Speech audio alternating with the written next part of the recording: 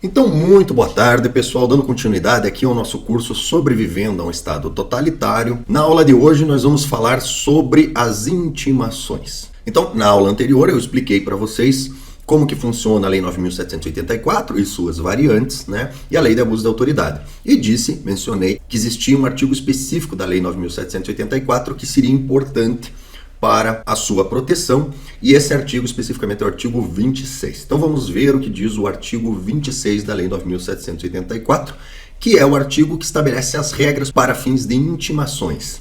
Então, se você olhar aqui, Lei 9.784, capítulo 9, da comunicação dos atos, né? Então, as leis estaduais, as leis municipais que regem processos administrativos em geral, basicamente todas as comunicações do Estado para com você, antes de processos judiciais, seguirá uma forma ou outra dessa regra, tá?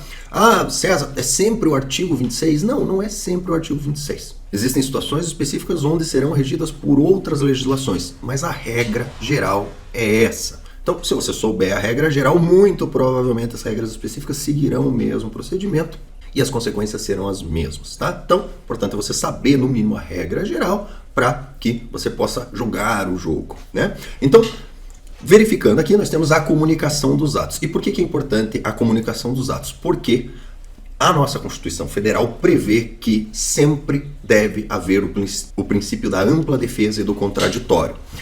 O princípio da ampla defesa e contraditório é o princípio que diz que não é possível aplicar uma penalidade ou limitar um direito de um cidadão sem que antes ele tenha oportunidade de se defender. Inclusive em situações onde o Estado entende que, não, disso aqui não tem como se livrar. Ele é obrigado a deixar você, no mínimo, se defender, né? Por que isso? Porque mesmo em situações onde no mérito, é impossível de se defender, a situação está amplamente comprovada e realmente é um ilícito, etc, e o resultado será, obviamente, uma punição, existe a possibilidade da pessoa se defender, principalmente com questões preliminares, né? Por exemplo, pode não ser a pessoa. Eu conto sempre um exemplo, onde assim que eu me formei em Direito, no primeiro exame de ordem que eu fiz, eu já passei, inclusive foi historicamente o exame de ordem mais difícil, com o maior índice de inscritos / reprovação havido até então, e logo depois que eu passei nesse exame da ordem, não deu 6 meses, veio um oficial de justiça na casa dos meus pais e tentou penhorar os veículos do meu pai, né? E na época eu, advogado, né, recém-aprovado no exame de ordem, pedi, obviamente, me meti na história, pedi ao oficial de justiça a me mostrar o mandado, né? E o mandado de penhora constava o nome do meu pai, sim, e o CPF do meu avô. Por quê? Porque ambos tinham o mesmo nome, só que o nome se encerrava no nome e o outro tem o mesmo nome, só que filho. Então o que aconteceu? O meu avô, que deve ter feito alguma versão desse curso antes dele existir, né? Ele era advogado, mas ele nunca pagou a OAB. Nunca. Então ele advogava sem ter pago a OAB. Nunca pagou a OAB. E assim ele tinha uma dívida bastante grande com a OAB. E o que o pessoal da OAB fez? Na hora, tinham lá a lista de devedores, né? Na hora que eu me inscrevi para fazer a inscrição, eu tinha que fornecer lá o nome dos pais, e o nome do meu pai era igual ao nome do meu avô. O que o advogado da OAB fez? Simplesmente foi lá, deu o endereço do meu pai, por algum motivo colocou o filho no nome, né? E o mandado de penhora foi expedido com o CPF do meu avô, mas com o nome do meu pai. Aí o oficial de justiça chegou na casa do meu pai. É aqui que mora o fulano? É aqui que mora o fulano. Então tem um mandado de penhora contra o senhor pelo fato do senhor estar devendo a OAB, né? É o que o meu pai respondeu: olha, é bastante estranho, porque eu não sou nem nunca fui advogado, eu sou engenheiro. Se fosse o CREA até dava para entender, né? E daí, com algumas ligações, a situação foi rapidamente esclarecida, né? E a partir de então, a OAB passou a me assediar com uma certa frequência, tentando fazer o quê? Tentando comunicar ao meu avô que ele tinha uma dívida com a OAB, o que até o momento do falecimento do meu avô eles não tinham logrado isso em fazê-lo. Então, meu avô advogou a vida toda, nunca pagou a OAB e faleceu devendo a OAB, né? Então, levou para o túmulo a dívida da OAB, né? um grande herói da advocacia paranaense, né? Contada esta pequena anedota, né, percebe-se por que você tem que ter o direito de defesa, porque estava tudo certo. Meu avô devia OAB? Devia. Ele era advogado? Tinha OAB inscrição? Tinha. Advogava? Advogava. Pagou? Não pagou. Estava devendo? Estava devendo. Certo? Só que na intimação, no mandado de penhora, havia uma defesa a ser apresentada, que era, olha, vocês estão penhorando os bens da pessoa errada, porque o nome está correto, mas o CPF não é esse. Então tem um equívoco na formação do documento, né? No mérito estava correto, mas porém o procedimento tinha um erro. Então, muitas vezes acontece. Documento emitido contra a pessoa errada, documento emitido por quem não é competente, né? São o que nós chamamos de preliminares. Então, sempre é possível fazer uma defesa. Ela vai ter sucesso? Não sabemos, mas é obrigatório que a pessoa tenha o direito de fazer a defesa, certo?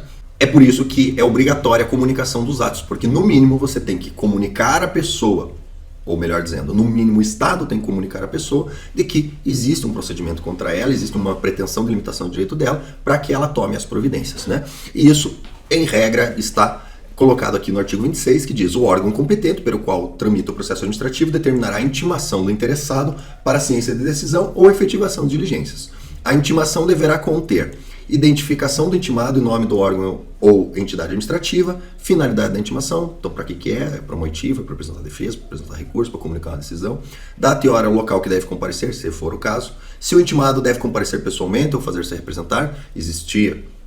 Muitas vezes o processo exige a participação do advogado, do assistente técnico, então isso precisa constar aqui. Informação da continuidade do processo independente do seu comparecimento, ou seja, precisa estar escrito na intimação. Olha, se você não responder, o processo seguirá mesmo sem você responder. Indicação dos fatos e fundamentos legais pertinentes. Então, fulano, você deixou de pagar a OAB. O pagamento da OAB está previsto na lei tal, assim, e portanto você está devendo a OAB. Então precisa ter o fundamento, o que aconteceu no mundo dos fatos, né?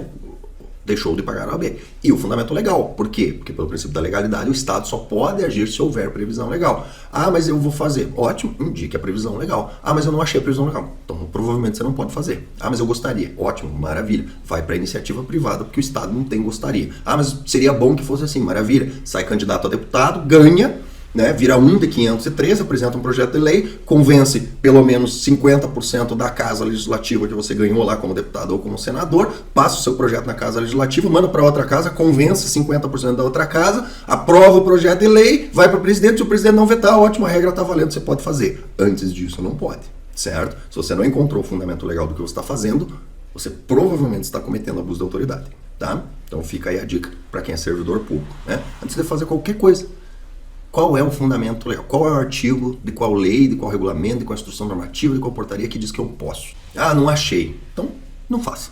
Não faça. Principalmente se for interação com o cidadão que limite direito, tá? Se for para deferir e tal, daí pode fazer, tá? Agora, se for para atrapalhar a vida do cidadão, não faça. Tá? Diga, eu não posso fazer enquanto não tiver o fundamento legal. A intimação observará a antecedência mínima de 3 dias quanto à data do comparecimento. A intimação pode ser efetuada por... E aqui é um ponto importante. A intimação pode ser efetuada por ciência no processo, por via postal com aviso de recebimento, por telegrama ou outro meio que assegure a certeza da ciência do interessado, tá?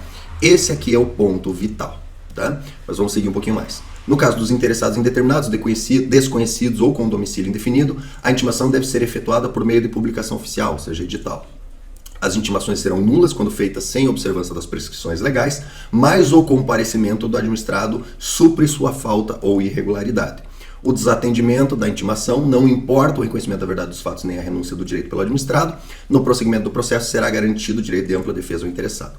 Deve ser objeto de intimação os atos do processo que resultem para o interessado em imposições de deveres, ônus, sanções, restrições ao exercício de direitos e atividades e os atos de outra natureza do seu interesse. Tá. Então, quais são os pontos importantes? Eu vou começar por esse aqui, artigo 27. Tá? O desatendimento da intimação não importa o reconhecimento da verdade dos fatos, nem a renúncia de direito pelo administrado. O que isso quer dizer? No processo judicial, se você recebe uma intimação e não responde, acontece o que nós chamamos do Instituto da Revelia. Ou seja, alguém entrou com uma ação contra você dizendo que você bateu no carro dele e que o prejuízo foi de R$3.000 e juntou lá uns orçamentinhos. Certo? Tem uma comprovação mínima do que ele falou. Aí você recebe a citação, ou a intimação, a citação é um tipo de intimação, e não responde, não fala nada, deixa quieto, certo?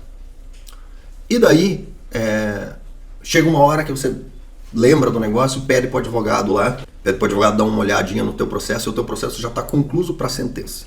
Tá? Ou seja, está na fila para ser sentenciado. Se você for tentar apresentar uma defesa nesse momento, dificilmente a sua defesa vai ser aceita. Por quê? Porque você tem um prazo para responder. Passado esse prazo, acontece o que nós chamamos de revelia, ou seja, o juiz passa a considerar as alegações da parte autora como verdadeiras, desde que exista um mínimo de comprovação, certo? E o processo pode seguir sem que haja uma intimação real, sem que eles encaminhem uma documentação real para você. Basta eles encaminhar uma comunicação para o endereço que você recebeu a citação e aquilo lá o processo pode dar seguimento. No processo administrativo não existe o instituto da revelia, tá? A administração fez uma acusação contra você, ela tem que comprovar essa acusação e mais, a acusação dela não é considerada verdadeira só porque você não respondeu, tá? Então é isso que está dizendo aqui, ó. O desatendimento da intimação não importa o reconhecimento da verdade dos fatos, nem a renúncia a direito pelo administrado. Isso significa que você recebeu um processo administrativo, eles decidiram contra você, né? Vamos dizer, chegou lá no final do processo administrativo, por conta de você não ter apresentado nenhum tipo de defesa, eles fizeram lá a restrição do direito, tomaram a decisão que eles quiseram. Em sede de recurso, você pode apresentar toda a defesa, apresentar todas as provas, apresentar tudo que você não apresentou na fase inicial do processo, que eles têm que avaliar. Isso não é considerado revelia. Você pode, no processo administrativo, apresentar seus argumentos a qualquer tempo. A qualquer tempo, né? Ah, mas já encerrou a instrução, agora a gente não vai mais considerar os seus argumentos. Não. Eu já tive vários processos administrativos onde eu reverti no judiciário. Por quê? Porque a gente apresentou um recurso com documentação, o cliente me procurou tardiamente, a gente apresentou um recurso com documentação, com um monte de prova, etc, etc. Eles não são obrigados a fazer oitiva de testemunha, essas coisas após o encerramento da instrução. Mas se você tem as provas com você, você pode apresentar, que era o caso do meu cliente. E daí o que acontece? O recurso foi indeferido porque eles disseram que, como não tinha sido apresentada a resposta, havia ocorrido a revelia, tá? E daí, buscando o judiciário, o juiz disse, não, peraí, se vocês dissessem que o recurso dele não foi aceito, que os argumentos dele não valem, beleza, não teria problema nenhum. Agora você dizer que não avaliou os argumentos porque tinha revelia, aí não cabe, certo? Então, esse é um ponto importante. Em processo administrativo, não existe revelia. Ah, você não apresentou a defesa prévia. Mas está previsto para as razões finais. Você apresenta toda a tua informação nas razões finais, eles são obrigados a analisar, né? Por vezes, eles veem assim, não, mas você não apresentou a defesa prévia, então o processo seguiu e por isso a gente não intimou para razões finais. Não. Tá aqui, ó. Nem a renúncia é direito pelo administrado. Está previsto no artigo 44, que é direito à apresentação de razões finais. Ora, não apresentei defesa prévia, não tem revelia, e eu não perco meu direito à apresentação de razões finais e de ser intimado para apresentar as razões finais, certo? Então, esse é o primeiro ponto importante. Não existe revelia, em processo administrativo não existe revelia e não existe a questão de desnecessidade de intimação para a continuidade do processo. Todos os atos você precisa continuar sendo intimado. Mais uma vez, lembrando do curso de anulação de processos administrativos, é importante você aproveitar todas as oportunidades de defesa, mas não se aplica a revelia nem o prosseguimento do processo com intimação ficta, tá? Segundo ponto bastante importante. A intimação pode ser efetuada por ciência no processo, por via postal com aviso de recebimento, por telegrama ou outro meio que assegure a certeza da ciência do interessado. E quinto, as intimações serão nulas quando feitas sem observância das prescrições legais, mas o comparecimento do administrado supre sua falta ou irregularidade. Então, aqui tem duas regras bastante importantes que podem ser utilizadas pelo cidadão para se defender da sanha do Estado, né? Então, vamos lá. Qual que é a primeira? A intimação pode ser efetuada de qualquer forma, desde que seja assegurada a certeza da ciência do interessado, tá? Então, muitas vezes você toma ciência do processo administrativo, você sabe que ele existe, mas daí você deve fazer uma avaliação. Vale a pena eu ir lá participar desse processo administrativo ou não? Por quê? Porque se você não recebeu a intimação e a decisão por qualquer motivo lhe for desfavorável e você não participou e eles não têm uma informação que assegure a certeza da sua ciência, você pode aguardar que essa decisão lhe atinja e daí quando você sofrer os efeitos, aí você comparece nos autos assim, olha, eu fiquei sabendo porque sofri as consequências, eu nunca fui intimado, a decisão é nula de pleno direito. E qual que é a vantagem que você tem nisso? A vantagem é que o processo volta lá para o começo. volta lá para o começo, certo? E muitas vezes, a depender do decurso de prazo, esse voltar lá para o começo pode causar a prescrição da intenção punitiva da administração contra você, tá? Então, se você tomou ciência do processo, é importante que você guarde isso para você. Isso é um segredo que você deve guardar para você, certo? Então, vamos ver como é que a gente pode trabalhar isso, se proteger da sanha persecutória do nosso Estado totalitário, né? Então, a regra é a seguinte: eles podem te intimar por qualquer meio, basta que esteja confirmado que você recebeu a intimação, certo? Quais são as formas que o Estado usa para intimar as pessoas, né? A mais certa é, eles mandam um servidor te encontrar, te identificar e te entregar um papel e certificar que você recebeu o papel, certo? Essa é a mais difícil de evitar, né? E também a mais rara de acontecer. Por quê? Porque daí o cara tem que levantar a bunda e sair atrás de você, isso daí dá um trabalho, né? A segunda forma é o envio da carta de correio AR, que é o aviso de recebimento. Então vem uma cartinha com um documento destacado, onde consta o seu nome, consta o que é, né, notificação do processo administrativo tal, e na hora que o correio te entrega, ele pede: ah, você é o senhor fulano? Sou. Então você assina aqui pra mim? Aí você pega o AR, assina, né, e daí eles têm a carta fica com você, e esse documento volta pelo correio lá para eles, e eles têm esse documento que demonstra que o correio entregou para você, né? Então esse é o via postal com aviso de recebimento, né? A ciência efetuada no processo, o que é? Vamos dizer que você ficou sabendo que tem um processo contra você. Aí o seu advogado foi lá e pediu para você conseguir cópias desse processo. Você não recebeu a intimação. Aí você vai lá e pede a cópia, né? Aí o cara vai lá, te entrega, diz: ó, vem até aqui porque nós te fornecemos uma cópia. Você vai lá, pega a cópia dele e fala: ó, então para pegar a cópia você assina aqui que você recebeu? Aí você assina que recebeu. Aí você deu ciência de que você recebeu as cópias do processo. O telegrama, que de qualquer forma aqui hoje em dia já praticamente não se usa mais, né? Ou outro meio que assegure a certeza da ciência do interessado. E aqui é que está o ponto. O que o Estado precisa para que a intimação não seja nula? Ele precisa apenas que você confirme que recebeu, tá? Então, conforme a gente teve a evolução tecnológica, o Estado começou: o AR custa caro, o AR dá um trabalhão para fazer, porque você tem que preencher o AR, né? Agora, ultimamente, o Correio liberou uma ferramenta que você consegue editar pela internet, ou os ARs, mandar uma mala direto para ele com AR, mas antes não. Você tinha que ir no Correio, pegar os folhetins de AR, trazer para o órgão público, botar o estagiário lá para preencher AR por AR, aí punha o AR na carta, levava no Correio, aí depois voltava aquela pilha de AR, aí tinha que pegar AR por AR, identificar qual que é o processo, botar dentro, enfim, dava um trabalho do cão e continua dando um trabalho do cão para os órgãos públicos que trabalham com AR. Para evitar esse tipo de trabalho, o que os órgãos começaram a fazer? Eles começaram a mandar as intimações por e-mail, porque hoje em dia as pessoas nos cadastros que fazem, em geral, registram seus e-mails, né? Então, dificilmente um órgão que interagiu com você não tem o seu e-mail. Então ele pode simplesmente mandar uma intimação por e-mail. E daí, o que eles colocam? Eles colocam uma frasezinha no final assim: por favor, confirmar o recebimento desse e-mail. Aí o que acontece? Você recebe o e-mail, né? Você tem aquele medo do Estado, né? Pô, foi uma autoridade que me mandou, tem até um brasão bonito lá embaixo, né? Tudo bonito, poder, não sei o que e tal, né? Oficial, é o e-mail oficial, né? Aí o que você faz? Você vai lá e responde o e-mail e fala: recebido.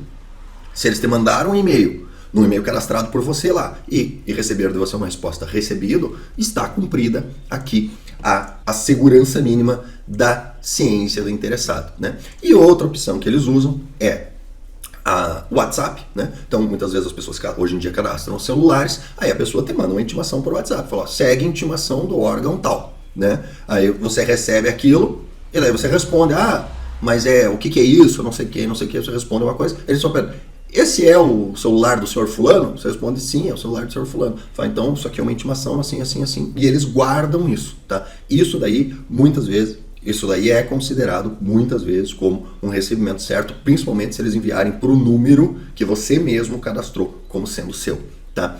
E, por último, a gente tem, muitas vezes, os órgãos públicos ligando para o seu telefone, aí a pessoa se identifica, diz: olha, aqui é o servidor tal, do órgão tal, etc, etc, etc. Olha, eu estou te mandando um documento, né? O senhor está ciente, o senhor confirma que recebeu, eles mandam um e-mail, mandam um WhatsApp, depois ligam confirmando, né? Daí eles anotam aqui que fizeram a ligação, etc, etc, e confirmaram com você, né? O judiciário faz muito isso para confirmação da audiência. Eles mandam as intimações da audiência virtual e depois um servidor lá liga para a parte e diz assim: olha, te mandei, você recebeu, tá tudo certo, liga para você, confirma e certifica nos autos que ligou, qual hora que ligou, daí eles ligam no telefone oficial do órgão, que daí depois, se preciso, eles juntam lá um extrato de chamadas do telefone para demonstrar que eles fizeram a ligação para você e que a ligação teve uma certa duração. Todos esses meios são considerados formas válidas de intimação. Por quê? Porque no processo administrativo há menos formalidade. E aí que vem o pulo do gato, certo? Qual é o pulo do gato? O pulo do gato é o seguinte: não se fala com o Estado. Não se fala com o Estado. Tá? Lembra das aulas anteriores? O Estado é o oponente. Você não vai ficar de papinho com o Estado. Tá? O servidor público quer conversar com você. Ótimo, compra um frango, vai na sua casa, né? Um frango com farofa, vai lá atrás na sua casa, lá, vocês sentam, comem o frango, conversam, bota o papo em dia, bota as fofocas em dia, fala mal do governo, né? Fala mal lá daquele deputado que reclama, que ensina o pessoal a se defender do Estado, né? Não há nada que você precise conversar com o governo, tá? O governo precisa falar com você, é porque você buscou o governo e você precisa falar alguma coisa com ele. Quando você vai falar com o governo, você pode mandar um zap para ele, né? Dá para mandar um e-mail pro órgão público lá e eles respondem para você? Não. Se você mandar um zap lá pro órgão público, o cara nem lê, né? Nem lê. Finge que não leu. Tirando uma época eleitoral, que daí, né, até o prefeito responde: amigo, né, veja. Muito bom receber a sua informação e tal, né? Estreitando os laços da gestão com a população, né? Fora disso, meu amigo, você mandou um zap pro prefeitura, ninguém nem responde, né? Quando responde para dizer o seguinte: olha, preencha o formulário da prefeitura no negócio tal e tal e tal, certo? Então, se não dá para você simplesmente pegar o telefone, ligar lá no gabinete do prefeito, prefeito, tem que arrumar o buraco aqui na rua, tá? De mesma forma, você não pode dar o direito ao Estado de agir com essa informalidade toda para com você, certo? O governo quer te intimar? Ótimo, maravilha. Manda um servidor na minha casa, com um papelzinho, e me entrega, certo? Então qual é a dica? Recebeu uma ligação de qualquer órgão público, o cara se identificou, aqui é o fulano de tal do órgão tal, tá? O que você vai fazer?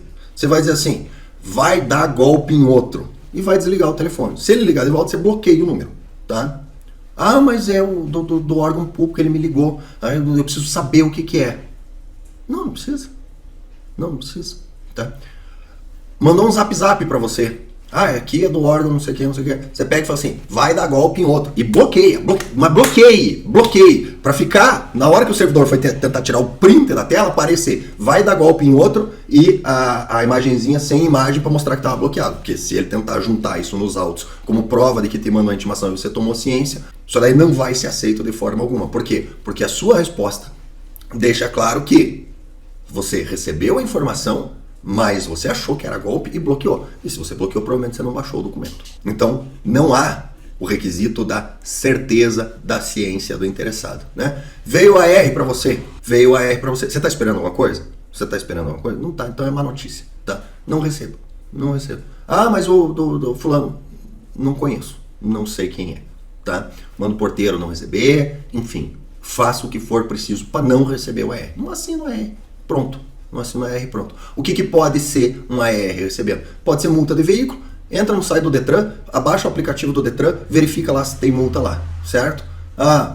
Mas pode ser uma intimação judicial. Tá em dúvida? Vai lá e tira a certidão no distribuidor, entendeu? Se tiver uma ação contra você, você acha, tá? Entra lá, www.jusbrasil.com.br, bota o CPF lá. Se tiver alguma ação judicial com você, em cerca de um mês e meio, eles classificam lá, você acha ação judicial por outros meios que não direto na fonte, tá?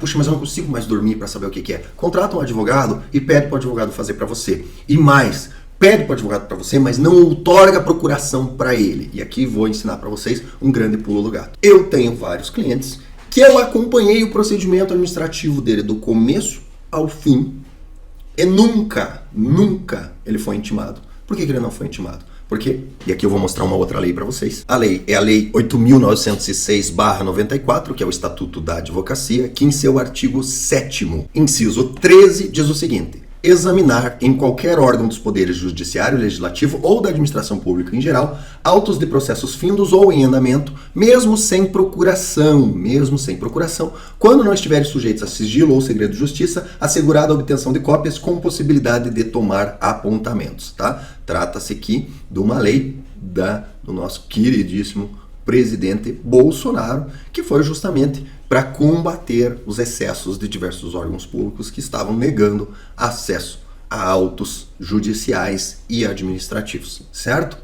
E por que que isso é importante? Porque é o seguinte, meu amigo, você está em dúvida. O cara te mandou a intimação, você respondeu, vai dar golpe em outro, tá? E mandou, e bloqueou o cara. Você sabe que tem um processo administrativo? Sabe. Por exemplo, você é CAC, recebeu uma intimação do cara se identificando como sargento não sei o que do exército, da tal RM, querendo te mandar uma intimação. Você sabe o que que é.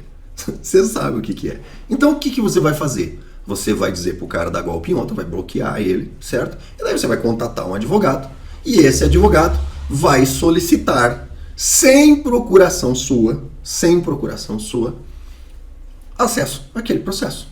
Tá? O valoroso servidor público vai saber que você recebeu a intimação? Vai. O seu advogado vai pegar cópia de todos os documentos do processo e você vai saber que o processo está andando? Vai. Você vai saber exatamente do que se trata? Vai. Ele pode uma vez por mês ir lá no órgão e tirar uma cópia do processo para ver o que aconteceu dali para frente? Pode. Você recebeu a intimação?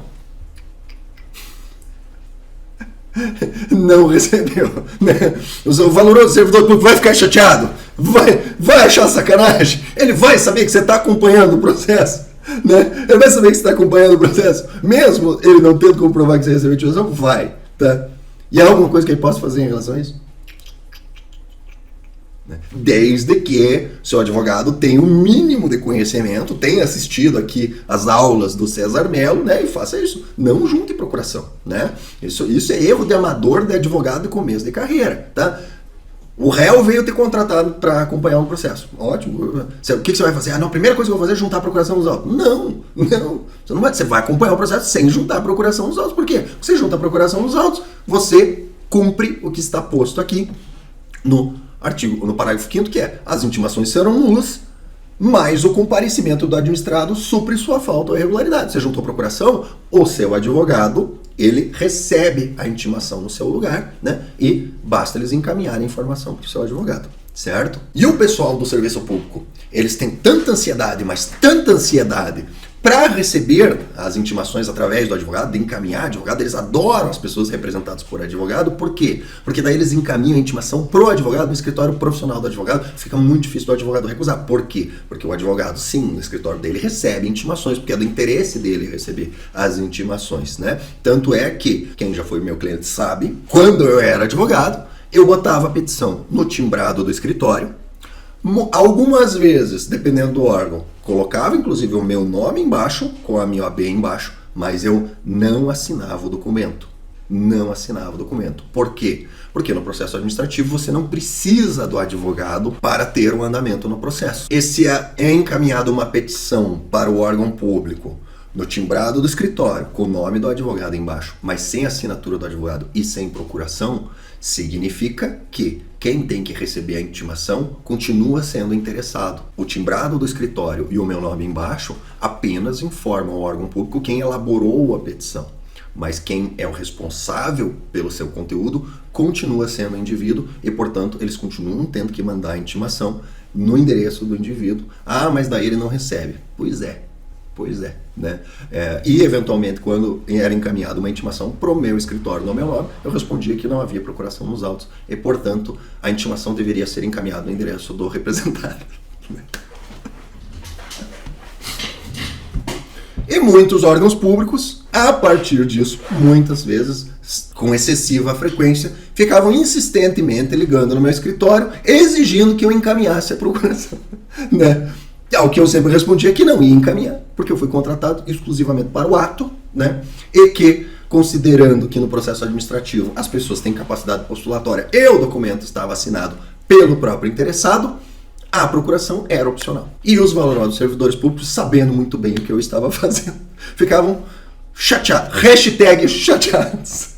Hashtag chateados. Então, resumo da história. Sem que você seja intimado, qualquer imposição de deveres, ônus, sanções, restrições ao exercício de direitos e atividades e os atos de outra natureza de seu interesse não podem gerar efeitos contra a sua pessoa. E, portanto, é do seu interesse que você saiba que o processo administrativo existe, mas que não receba a intimação. Então, para essa aula, resumo rápido. Recebeu ligação do servidor público. Aqui é o tenente tal do órgão tal. Eu tenho uma intimação para o senhor fulano. Vai dar golpe em outro. Pode até adicionar, né, um elogio à mãe do valoroso servidor para demonstrar bem claramente que você não acredita nele e desliga o telefone e bloqueia o número. Né? Por quê? Porque daí a tentativa de lhe intimar pela via telefônica e certificar que você recebeu não terá logrado êxito. Recebeu uma mensagem do WhatsApp, do número fixo, telefone comercial, né? Segue uma intimação para o fulano e tal, um PDFzinho, certo? O que você vai fazer? Vai dar golpe em outro, né? Ou nem responde, bloqueia direto. Dá uma conferida se o número normalmente você joga o número, vai aparecer lá, delegacia tal, órgão público tal, não sei o que tal, certo? Baixa o documento, manda pro seu advogado, tá? Não dá procuração nos autos, tá? Você não tá sabendo. Recebeu um e-mail do órgão público, favor confirmar o recebimento desse. Tá aí um favor que eu não vou poder fazer para você.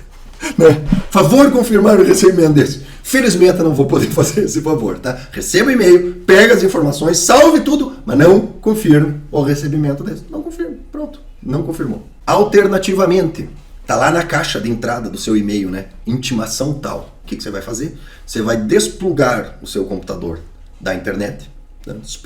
Desconecta do Wi-Fi, ou despluga da internet, ou despluga o celular, desconecta do Wi-Fi, põe lá modo avião no celular, abre o e-mail, vê o que é, salva os documentos e apaga. Por quê? Porque existem sistemas que permitem a confirmação de leitura do e-mail. Esses sistemas, em geral, como é que são? Tem no corpo do e-mail uma imagem, alguma coisa que tem que ser requisitada para abrir no e-mail. Então, quando você abre esse e-mail, ele requisita a leitura da imagem, o servidor lá vê que a requisição veio de você e confirma que você teve a abertura do e-mail.